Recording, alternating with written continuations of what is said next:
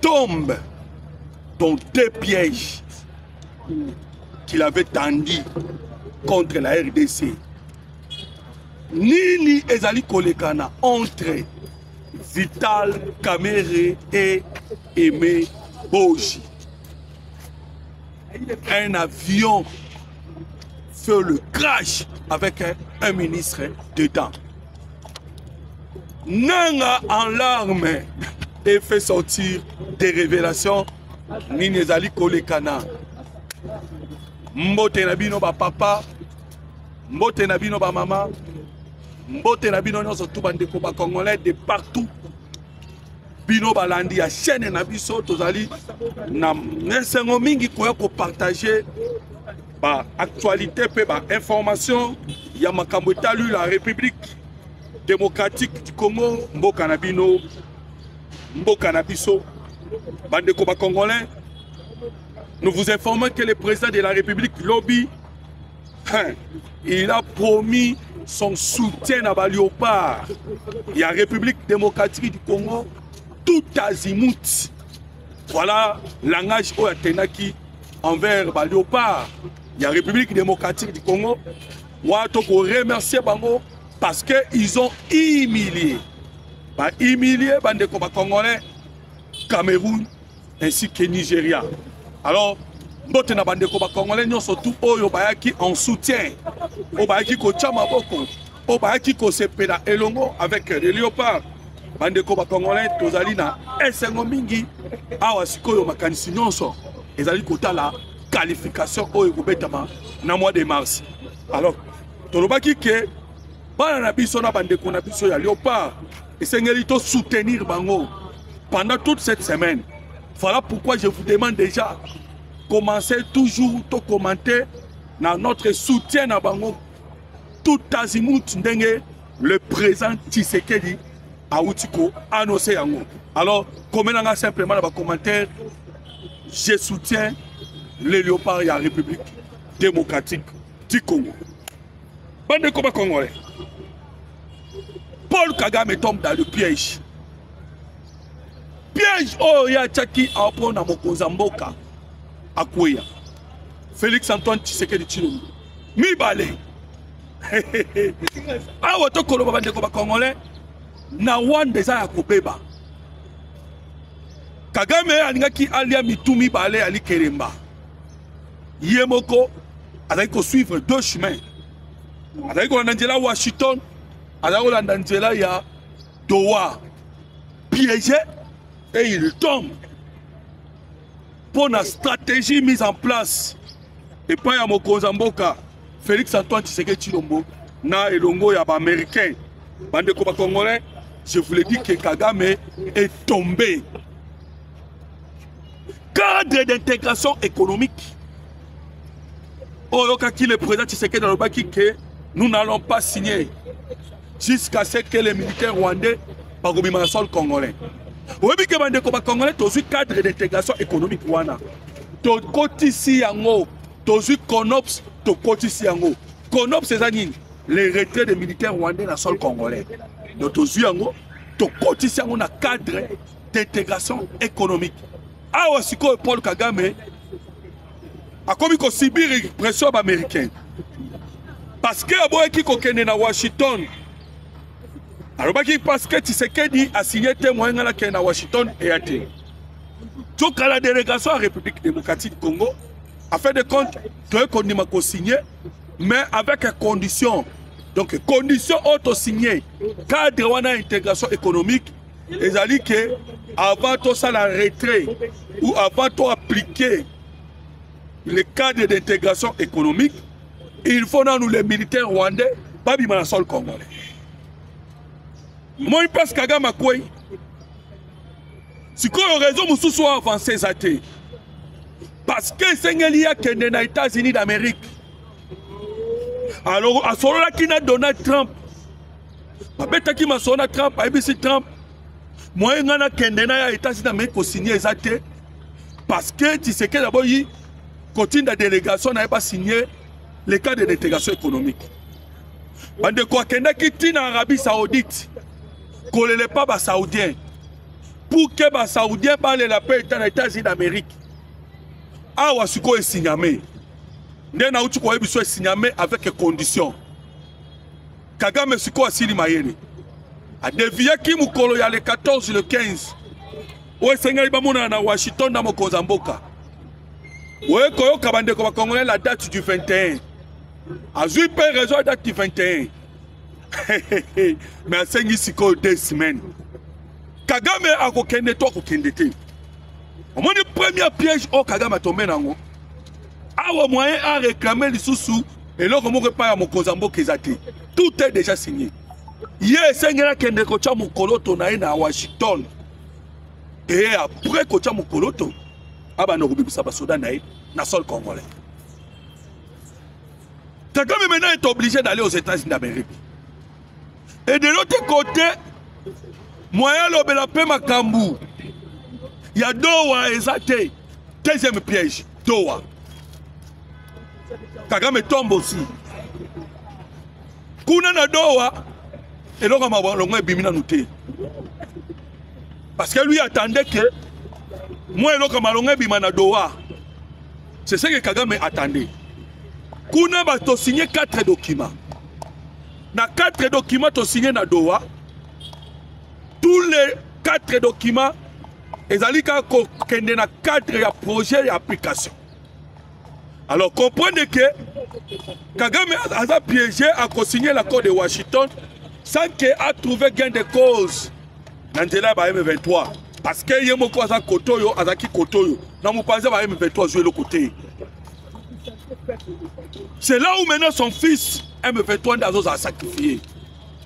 Na 4 documents auto-signés. N'a pas commettre la vie de Masobandi au Congolais. Il y a des choses qui sont signées, qui déclaration des principes. Ndengeni ni bako signé accord avec le M23, mais yango elanda le processus elanda makambu accord ya Washington. Vous signez qui déclaration des principes. Tout est ko signé et le monde a M23 mécanisme conjoint il y a cessé les faits. Tout est ko signé du sous-suna bango mécanisme. Il y a la sortie des prisonniers. Oya souka to signé awa. Et ali ka accord cadre. Alors que accord cadre auto signé na bango et y a 8 points.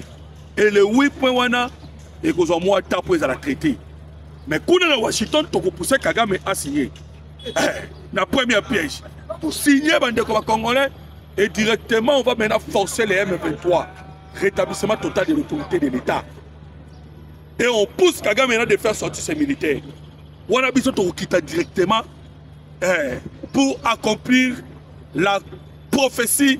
Il y a maman oh on a eu complètement solo Paola White. Alors comprenez que Makambo a déjà la contre. Paul Kagame se retrouve entre l'enclume et le marteau. Kagame a mis comme Yoana. Kagame doit faire le choix. Kagame doit faire le choix entre sauver le Rwanda ou sauver les M23. Awa siko azasko obligé à sauver le Rwanda, à soudola les M23. Tellement bendingo ngata moulaï. Na kobimisaka ba prétexte.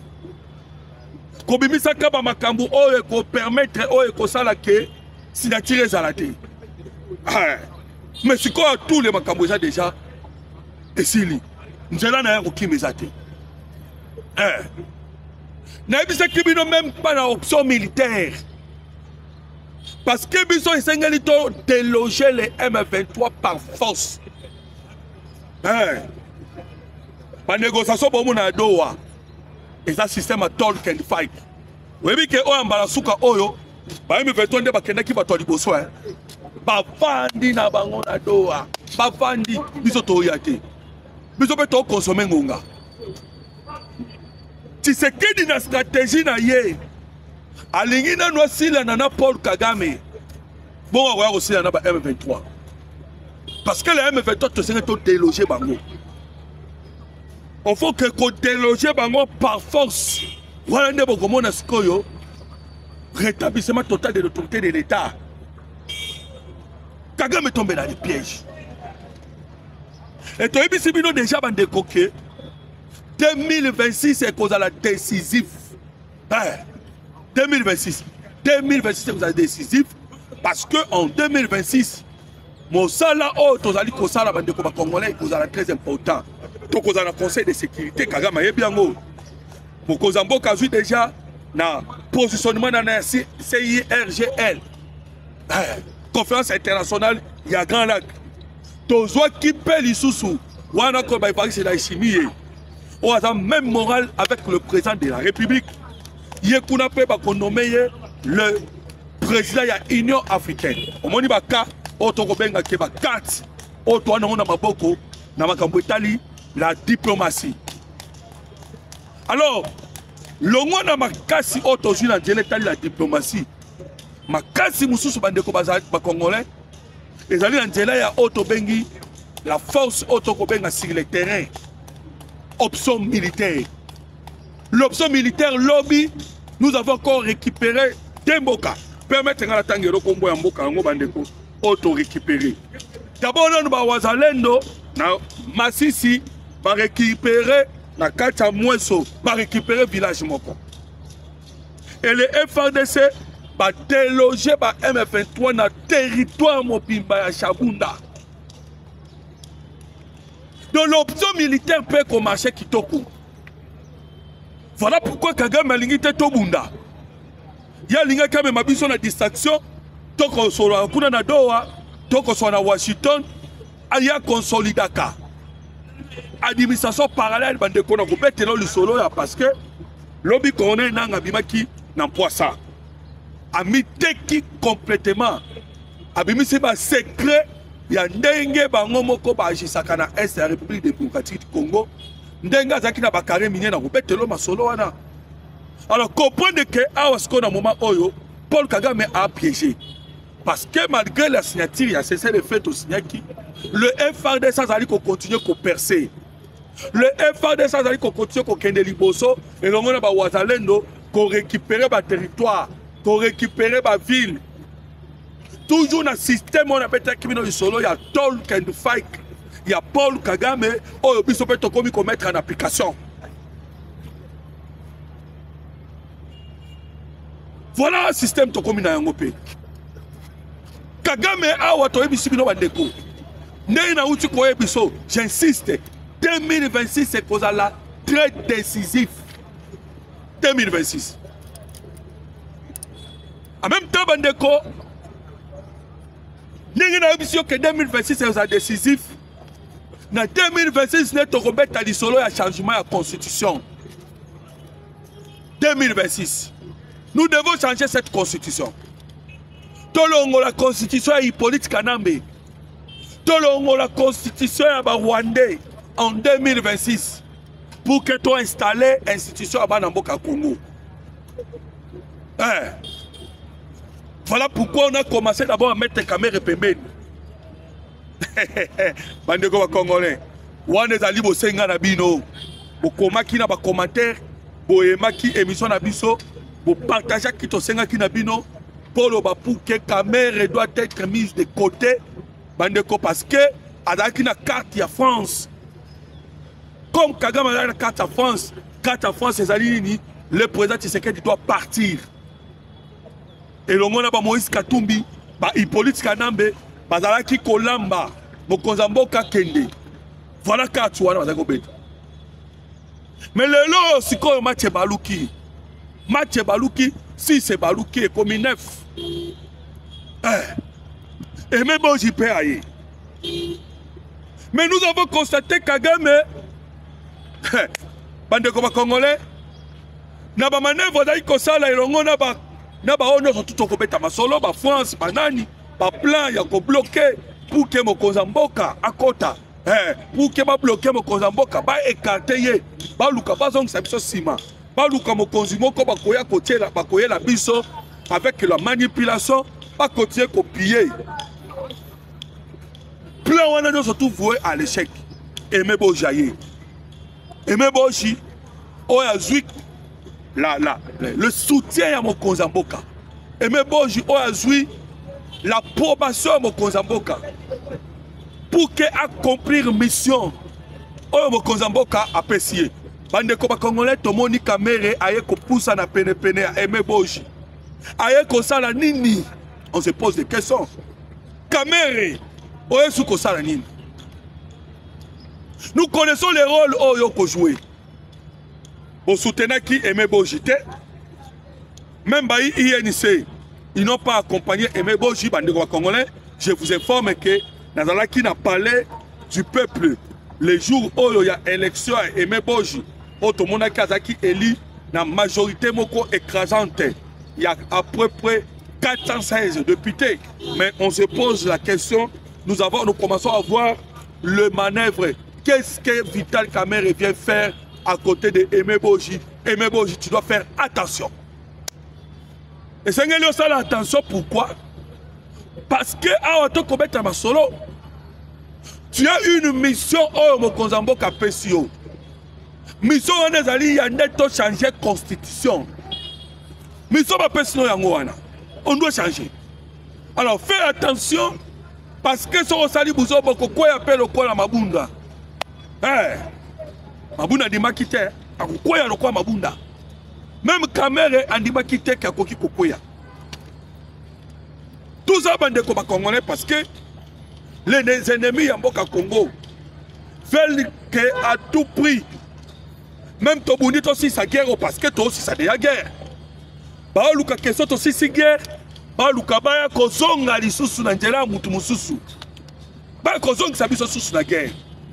Voilà pourquoi to koloba na batuke, to koloba ke awa il faut qu'on a la liste sur Nicolas Lissou. Liste sur Nicolas Lissou. Alors comprendre que déjà tu comprendre l'origine de la guerre. Les causes profondes de la guerre, n'anga bimisi ba secret yango. Cause profonde. Oh yo kaka, Kagame tchaka makele chaque jour. Non, il faut les causes profondes. Il faut négocier avec le M23. C'est parce que bango balingi ba tchaba carré minier. N'anga bimisi secret. Donc yo nanga oye comme maliwa ya ba Congolais. Et belé ya ba Congolais ba koufi na SRTC corona onanga. Donc ça pour na minéré. Je vous dis bande ko ba Congolais que lobi nanga ba tunie ba question na ba cause oyo nanga aye ko sale la guerre. Bande ko je vous dis que nanga melipe ma pour expliquer mais en fait de compte nanga a révélé, nanga a accepté que alors la guerre pour na pillage à ma minéré, pour na carré minier naï, au baboto la qui. Alors au moment où Congolais auto kobenga ba Congolais ya pamba, ba Congolais tête oyo Kagame tela kamutema, bango na bananga. Donc yo nanga oko sala guerre. Pour que bon ba Congolais à cause de ba carré minier nao. Bandeko, ba tubaye bité que dans la politique exacte que oya liboso ya batu pour gagner. Politique que ça le quoi sacerdoce. Voilà pourquoi notre pays passe par beaucoup de difficultés. Parce que il faut que j'arrive na côté na politique pour que na s'enrichir. Na politique pour que na zombon rebelle. Or que ce n'est pas ça. La politique que ça le quoi sacerdoce. Tu viens pour servir le peuple. Il y a un moment qui est dit le peuple d'abord. Le peuple d'abord. Nous avons qui peut nous aura désiré Kabila Lobaki ne jamais trahir le Congo. Donc, nous vraiment ce que vous allez dans mon thème, oh, il y a sacerdoce, oh, il y a servir le peuple. Jamais vous travailler sans corruption. Vous allez travailler pour que et jamais on trahir la République. Pour moi, quand des mamans nayo, tu es identifié dans ton pays. Identifié. Le prophète William Branham, Aloba Yango, je mourrai pour les États-Unis d'Amérique. Je suis attaché à les États-Unis d'Amérique. Bandeko, allez dans d'autres nations comme on a battu, mais chez nous, comme on a moutou vraiment, à combattre le pays naïe. Il accepte même de vendre son pays. Pour na kaka zwa ba miette. Pozo moi bambonga mike mike, il est prêt à tout. Ndeti batloko bananga oyo. Na ba Congolais lokusu loko ba chiwewe. Likola 25 millions ba tchaki na mesa. Bosangani, bobo beta coup d'état. Njoka nyoso na po nini? Boba kende gobenda Moïse Katumbi.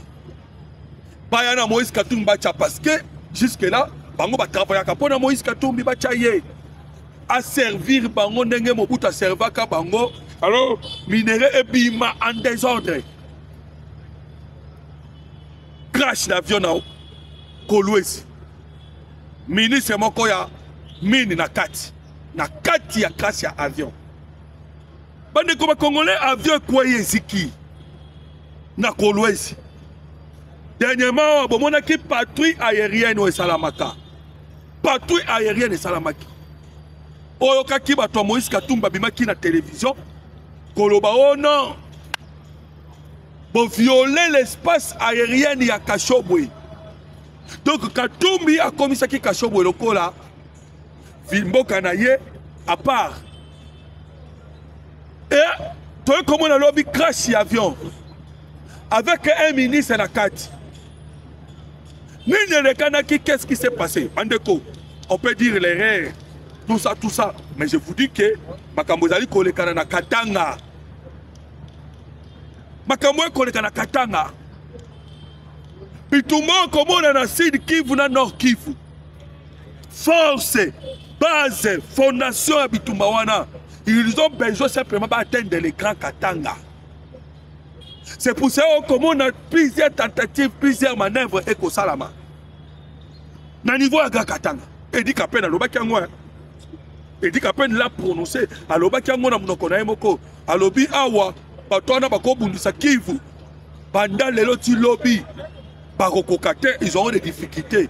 Mais s'ils arrivent à Katanga, ça sera maintenant très dangereux. Parce que le niveau à Katanga, Bandeko, les manipulations de l'équipe. Sachez que Katanga n'est pas aux richesses des alliés Mwambingi. Voilà pourquoi manipulation est pas du coup dans des décrets qu'on s'accorde. Naga Katanga. Ndenge to kosenga ba service nyonso ya sécurité. Pas dans la liste du Koya liste. Parce que Kagame a commis na souka. Na uti ko ebisa bino. A tombé dans le piège à Emi Balé. On a surtout attendu. Tous les pièges, Kagame a tombé dans l'eau. Tellement tombé dans le piège. Awa Kolukande Nini, incident Moko Koukosala. Voilà pourquoi Bandeko Mokozamboka, Félix Antoine Tshisekedi Tshilombo doit être très bien protégé. L'objet à mon agitant, on a joué, Bandeko na stade de Marty, sécurité, Zalaki a Kosakanate. Sécurité. Banamboka oba kosala musala ya sécurité mokozamboka posala yango mobimba. Pourquoi tokolo abandeko lobby lorsque la décision est tombée après la signature il y a République ya Rwanda na République démocratique du Congo. Bandeko Congolais o ekolanda sime kozalande la signature ya deal. Deal o sengene koto signé entre les États-Unis d'Amérique et la République démocratique du Congo. Après, on a un. Voilà pourquoi, Mikoloyo, il faut la protection. Il y a président Tshisekedi. Il faut lui protéger. Il faut protéger mon Kozamboka. Naba moyen sur Mikolo Oyo. Alors, mais comme Congolais, la situation autour fait un bout là Oyo vraiment sérieux. Fait un bout là Oyo, vous allez constater que beaucoup de lignes vont bouger. Nasuka un bout là Oyo. Bambou, la ligne belle pour bouger. Parce que déjà, toi aussi, tu as fixé Paul Kagame à la moyenne. Tu as fixé déjà. Rencontre à Mokozamboka et l'ongona ministre. Nanga Koloba président Burundi. Et produire ma résultat des gars au Sakanate. Lobby na comme on a bandeko na réseaux sociaux. Un certain chef coutumier na habité son na comme on a combo na yi. Un certain chef coutumier il y a tout na Kombo na ye bandeko ba Congolais na moni yango te je pensais que na ko mona kombo na ye. Ba Rwandais ba kenda ba sala transplantation. Ba kenda ba zo ba tuti na Rwanda. Ba ina bango ko installer bango na République démocratique du Congo. Ba sala yango. Mais neza ko beba. Parce que chef coutumier rwandais wana bimi na poisa na média oh non attaque chef coutumier na lobby armée burundaise et bima na sol congolais ah bande ko ba congolais yango to koloba déjà ministre intérieur mais Jacques Chabani aloba kiango to yebi bo ko ça déjà transplantation. Nous savons déjà que beaucoup de Rwandais boya na bango. Bobomi ba mwami ebele na SRDC. Ndenge Hippolyte Kanambe aluka ka bomaka mwena sampu. Toyebi yango. Vous avez tué des Congolais. Des chefs coutumiers congolais. Pour ne kobenda ba oya ba étranger. Déjà j'ai wana toyebi yango déjà. Parce que ma beleza la liée na ba chef coutumier. Mais bino bokei bobomi ba chef coutumier, bote oya bino. Ata lobby et aux ana puissance c'était. Parce que c'est un chef coutumier rebelle. Chef coutumier dans la rebelle. Bande comme congolais. Les autres chefs coutumiers bazala qui souple. Au bazala qui na niveau ya SRDC. Tango ba monika ke Paul Kagame a kosa ba manœuvre ebelé. A luka ba chef coutumier akanga, aboma, ba se retire qui déjà. Voilà, tu as dénoncé déjà et bah service de sécurité bah yebi bah moni que le Rwanda a en ce moment a tenu bah chef coutumier naé parce que tu comprendre yé c'est un Rwandais à colo baka déclaration dans le Congo. C'est un Rwandais. Un Congolais ne peut pas atteindre l'armée burundaise. L'armée burundaise a une seule Congolais pour atteindre la rebelle, pour atteindre les réfugiés. Ba réfugié te ba congolais te au côté armée burundaise a un sol congolais au travers de la coopération militaire entre la République démocratique du Congo ainsi que le Rwanda. Voilà, présent il y a armée burundaise. Mais bien on l'armée burundaise point. Vous savez le pourquoi. Alors Bandeko comprenez que bazana suka batwana. Bamoni na suka na bango ekoki awa to koloba la pression au bazali kozwa ya armée congolaise, pression diplomatique, pression médiatique, pression judiciaire bandeko même ça qui bino que guerre o dans 6 piliers 6 tozali kobunda na 5 fronts mais tout le monde qui que 5 fronts ils ont kokate il faut to kota 6e front. 6e front to ekokota. Et ça front auto bengi spirituel. Tu dois comprendre que pour tout longa bitumba oyo, il faut tomber ma open spiritualité. Donc mon aki ba pasteur ba sangana ki. Ba komi ko ça diplomatie pastorale. Ba ke ne ko tia pression à niveau ya Washington. Et pas peur ba pasteur ya Washington ya Donald Trump ou un des 6e.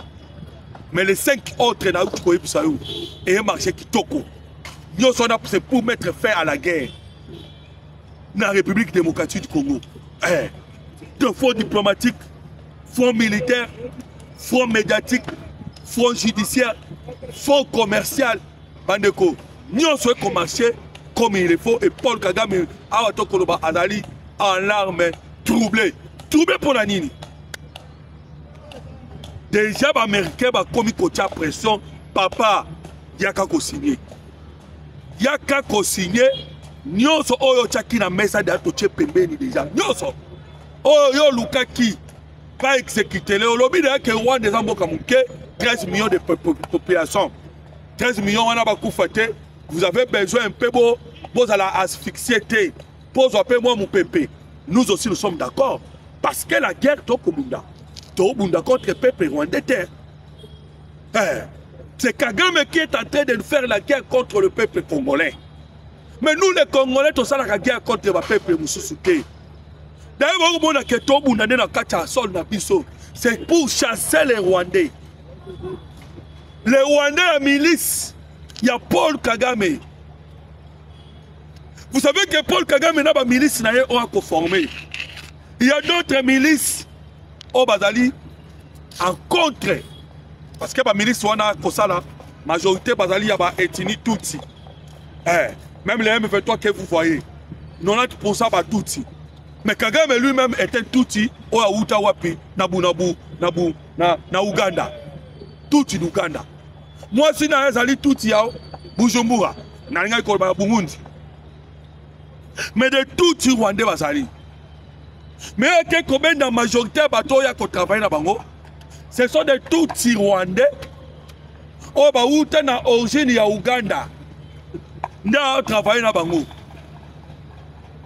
Et rien qu'on a ça. Moi, je toujours des Tutsi Rwandais. Mais ils sont réfugiés dans la montagne de Moulenge en 1959. Lorsqu'il y a eu encore combat entre eux. Vous comprenez, Bandeko Congolais? Donc c'est pour dire que guerre Tobunda n'est pas contre Paul Kagame et la milice. Une fois que tu es pembeni, on n'a pas de problème dans le peuple rwandais. D'ailleurs, tu es en Bango, Mbalombala, Bakima Akana Congo, Mbalombala. Alors, c'est la fin de Paul Kagame. Il est obligé de signer. Et Sengeli Kagame a signé l'accord de Washington. Avant de l'accord de Washington, il y a na niveau ya loin de terre. Moi, je obligé. Son qui a signé Bandeko. Vous avez déjà le patron ya Africom. Numéro 1, Africom. Européen Azali, Mokozi à force aérienne. Il y a les États-Unis d'Amérique. Déjà prêts pour venir en République démocratique du Congo. Les hommes d'Éric Prince peuvent passer dans le Congo. Vous voyez bien comment on Congolais. Bobo ça a pété. Le renseignement américain SIA au service de la République démocratique du Congo. Et les entreprises américaines vont dire, parce que ces entreprises américaines, ils se préparent pour venir investir en République démocratique du Congo. Et Kagame est ça aussi. Voilà pourquoi tu zongi na maloba ya mokonzamboka. Denga lobi que 1 mois et demi. 1 mois et demi. Mokonzamboka bi 1 mois et demi. Maman Paul White, il y a 52 jours. Bandeko, tu as kata kota rebu, tozali ko continuer kotanga pour que tozoeba ndenge nini tokosila na Paul Kagame. Matono mingi na bino bandeko nanga ba Congolais de partout bozalaki tellement ébélé. Vous avez qu'on a biso en direct na chaîne na bino, chaîne na biso.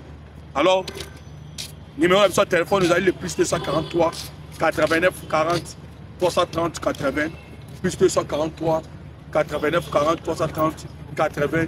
Aimez mon émission et partagez. Que Dieu vous bénisse.